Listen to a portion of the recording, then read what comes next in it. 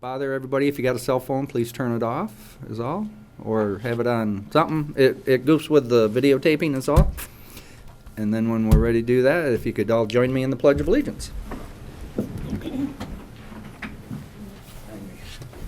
I pledge allegiance to the flag of the United States of America, and to the republic for which it stands, one nation, under God, indivisible, with liberty and justice for all.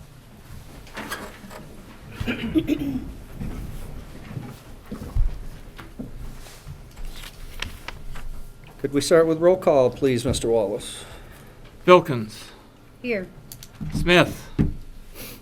Schultz. Here. Bunce. Here. Gregg. Here. Bauman. Fent. Putman. Here. Thank you. First on tonight, just need an approval here of our agenda again here for October 14th, 2019. I'll make a motion to approve those minutes. Ms. Vilkins, seconded by Mr. Gregg. Gregg. Yes. Smith. Bauman. Bunce. Yes. Fent. Schultz. Yes. Vilkins. Yes. Putman. Yes. Next, I kind of have a spot here for public comment, but I'll also have one at the end, so I'll throw it out there in case anybody has any public comments before we get going. Perfect. Next, I just need an approval here on our minutes here from September 23rd, 2019, which was a regular meeting. I found no errors. But Move to approve the minutes. I'll second that. Mr. Gregg and Bunce. Bauman. Fent. Bunce. Yes. Vilkins. Yes. Smith. Schultz. Yes. Gregg. Yes. Putman. Yes. Okay, so before we get into public hearing, Mr. Wallace is going to present all the drafts here on the medical and recreational marijuana zoning ordinance amendments. So at this stage, I will turn it over to Mr. Wallace. Thank you. You've already seen this presentation once before, but for the benefit of those who may be in the audience who haven't seen it, we'll walk through it again. Sure thing. The City Council adopted two ordinances, which are up on the screen, and those two ordinances, much like what we're considering tonight, addresses the establishment of marijuana establishments either within the medical category or the recreational category. These ordinances have already been acted on and have been adopted, and they set in motion how many establishments of various types can be done in the city, which was kind of the lead up to what we're doing here, which is to, now we know the number of establishments, is our mission is trying to figure out where those establishments should be and different zoning considerations with respect to those establishments. It's kind of an easy way to figure out how we broke this into pieces. We looked at it in kind of three different categories. Growing operation, they tend to be the most substantial, larger uses of acreage, potentially more odor impacts and that type of thing. And then kind of a medium category activity with respect to the marijuana, which would have to do with processing, transporting, and safety compliance. And you can see up on the screen the different types of uses that would fall within those different categories. And then finally, retailing, which on one side is called a provisioning center, and on the other side it's called retailing, but essentially it's a retail operation. So that's kind of how we set the stage for how we started to think about where these different uses could happen. And working from that prior slide, you can see that the growing we felt belonged in the I-1 and the I-2 industrial zoning districts, that the mid-category, the processing, transporting, and safety compliance, also in the I-1 and I-2, and the retailing would fall within portions of the B2, B3, and the TS2 zoning districts as on our current zoning map for the city. To see where those districts are for the various purposes, you can see the two different shades of purple are the I-1 and the I-2 districts, and the red and brown show the different districts in the B2, B3, and TS2. That's breaking it out with all of the parcels in those districts. We also said that only certain parcels within those districts would be eligible for the retail in the B2, B3, and TS2, and they had to be on parcels that were touching specific roads, being Mitchell, Pollister, M55, and M115. This map is a subset of the last map, which eliminated the ones that did not touch those roads. So this gives you sort of a crystal clear vision of, without thinking about the other spatial separation requirements, these are the areas that are a starting point for what can be done where. And so those first two groups, the growing and then the mid-level group with the processing and safety compliance and those types of things, they would be in the purple shaded areas of the city, and the provisioning or retail operations would be within the red districts as you see on this map. As a starting point, I know there was concern, the state requirements speak to 1,000-foot separation from schools, and the city is free to establish that 1,000-foot, or in some cases they can reduce that by their own action. But there was some concern whether the 1,000-foot would start to eliminate most of the industrial parcels from consideration. And it appears by this map, which has the 1,000-foot buffer, that we're really not seeing that it seeks to prohibit any of the uses in the first two categories from possibly locating in the I-1 or I-2 district. So that's the importance of this particular map. And we'll talk about other spatial separation requirements in a few minutes.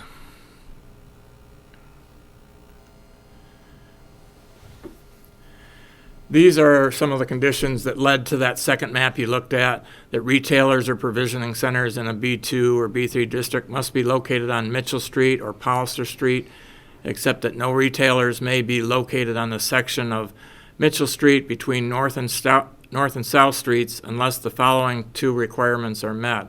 So this is now starting to layer on the additional restrictions. On Mitchell Street, between North and South, the retailer must be located on an upper level or subgrade level of the building and not on the ground level, with grade and ground level being measured at Mitchell Street. And the entrance for the retailer must face the alley located behind the building and not on Mitchell Street. So we would not have the entries right off of Mitchell Street, and they would not be on a first story as determined from the grade of Mitchell Street.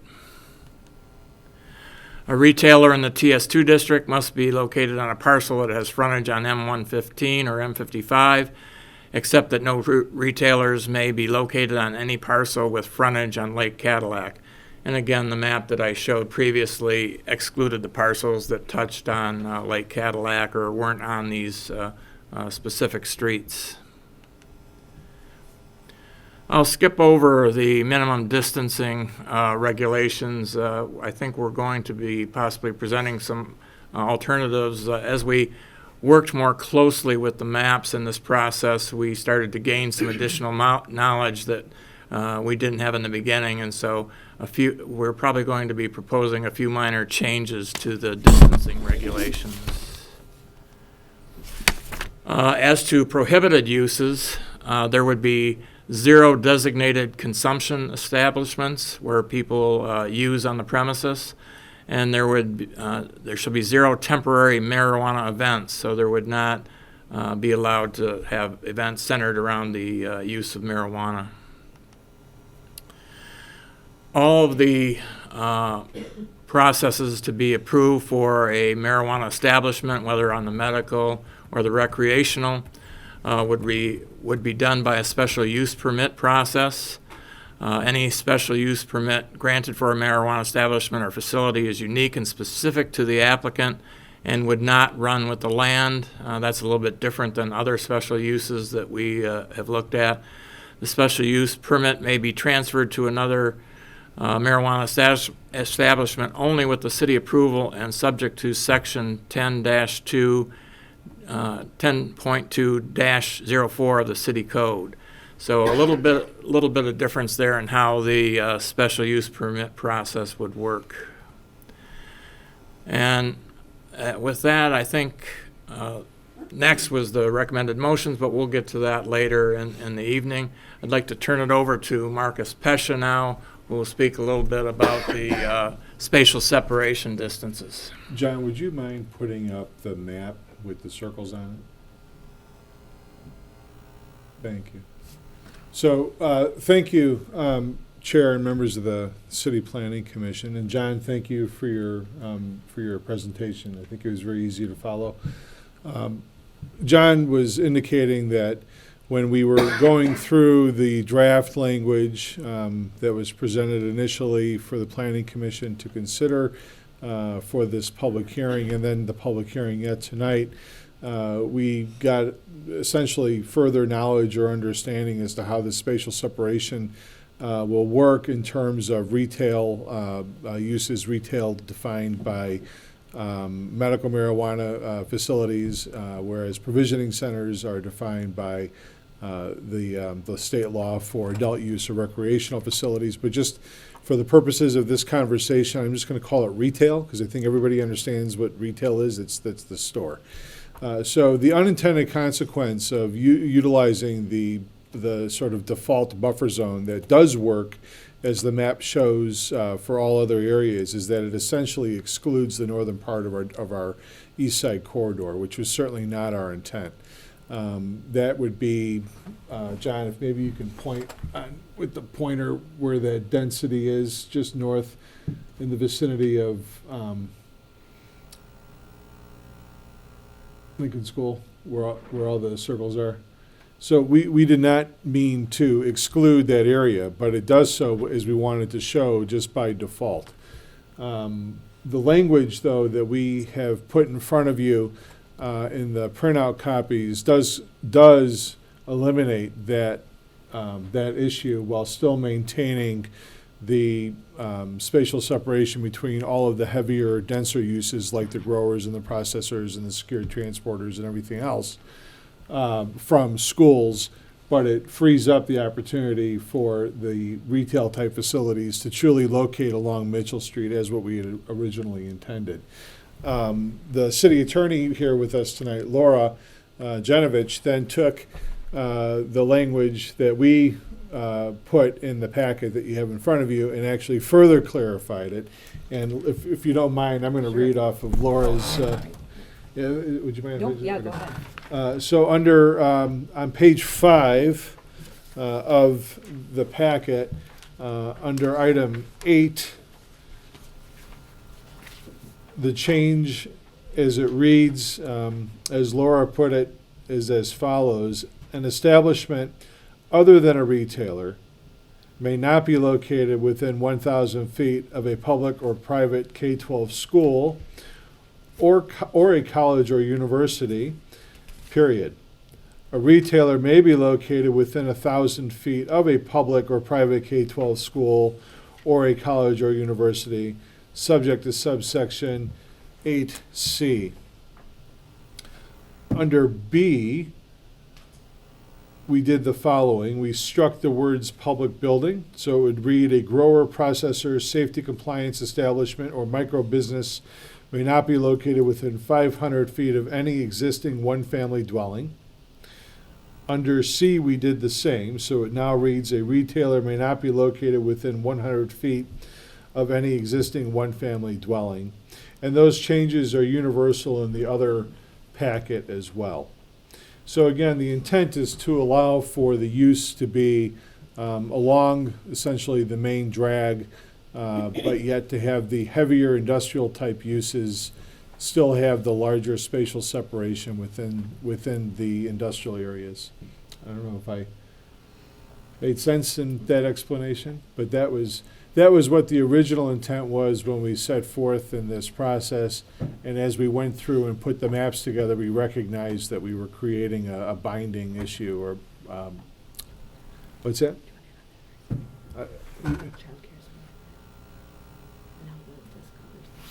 Oh, sure, all right. So thank you, Laura. Yeah. So in A also, where it says we struck or a licensed childcare center, that's still covered under B with respect to childcare centers that are licensed that are within single-family homes. So.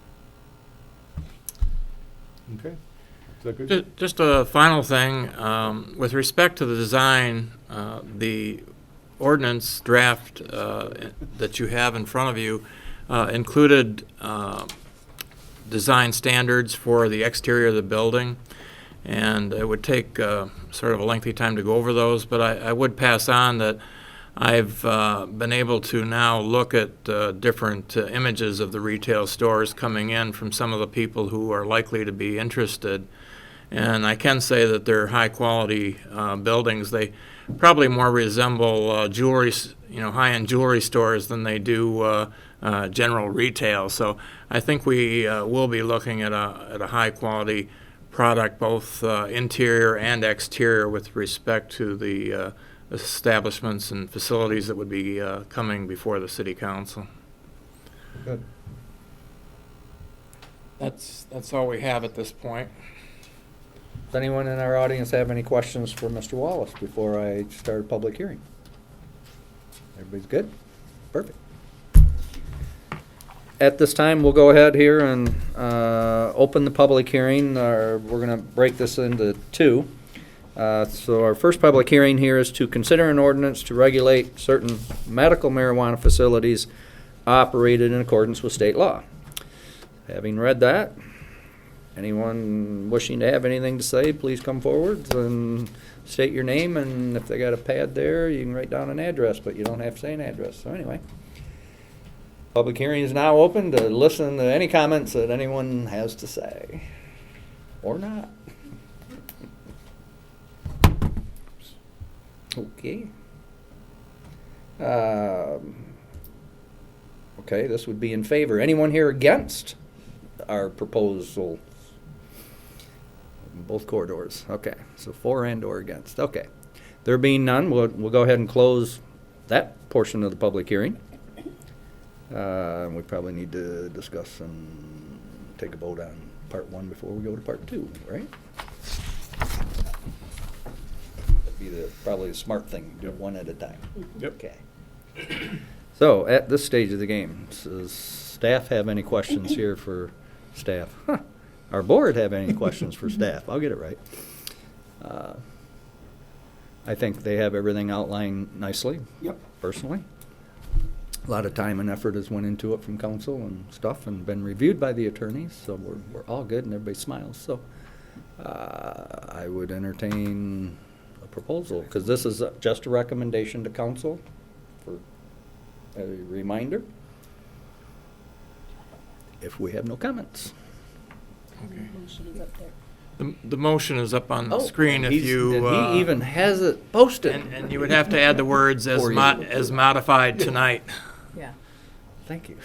He mentioned it, but I didn't look. I move we approve the motion Well, there, that's, and you, As as amended. presented. as amended, This evening. As amended, yeah. and seconded by I'll support.